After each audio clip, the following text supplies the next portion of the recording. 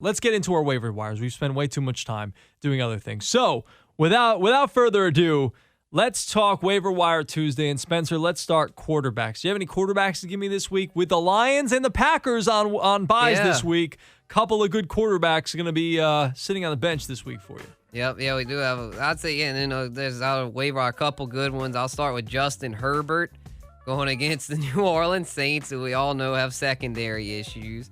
And Herbert, the past few weeks, has looked the part. He's done very well. Tyrod Taylor likely out again. And even when he does get cleared to return, I highly doubt they put him back as their starting quarterback because Justin Herbert has looked leaps and bounds better than Tyrod Taylor. So, yeah, Herbert's a good plug-and-play this week if you need a QB. That game, I believe, is going to be a shootout with Drew looking more confident last week and slinging the ball. He's not the deep ball. At least he just looked more confident. I think he'll be able to keep the Saints in the game, and that Herbert, I think, will be able to keep up with Drew. I think it's going to be a back-and-forth contest on a Monday night in the Dome.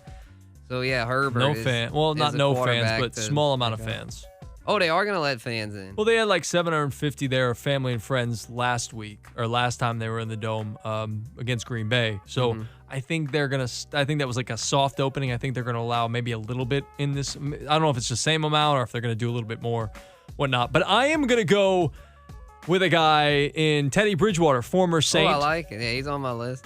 13% owned only in ESPN fantasy football leagues. And I don't know if I need to say anymore. He's facing Atlanta this week, which is the worst secondary. I think they're ranked 32nd against opposing quarterbacks. They're terrible. They have a bunch of injuries in that secondary.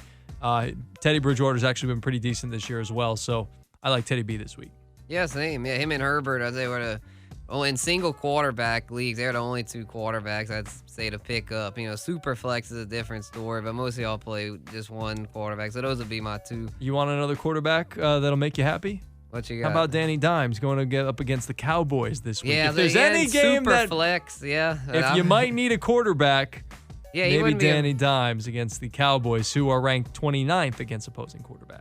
Right, yeah, he wouldn't be a bad super flex this week. Actually, he was my second quarterback in a league, and I dropped him for Fitzmagic, but with the rumors of Fitzmagic losing his job, might have to get Danny Dimes back on the squad. Can I ask you this about quarterbacks? With buys and things coming up, and, now we're even reporting that, whether or not Tua is going to play or Fitzmagic. Would you think about, if you had a bench spot, maybe grabbing Tua? Yeah, in Superflex, definitely. Yeah. Definitely, if Tua was there. He's actually picked up in my Superflex leagues. People have been on the ball on that, but if you're in a league where they're kind of slipping on that, yeah, definitely. Tua, once he gets the job, I think will be a plug-and-play Superflex most weeks. Greg Larnard, Spencer Urquhart here on The Word with G in the Fantasy Football Lounge, presented by Legends.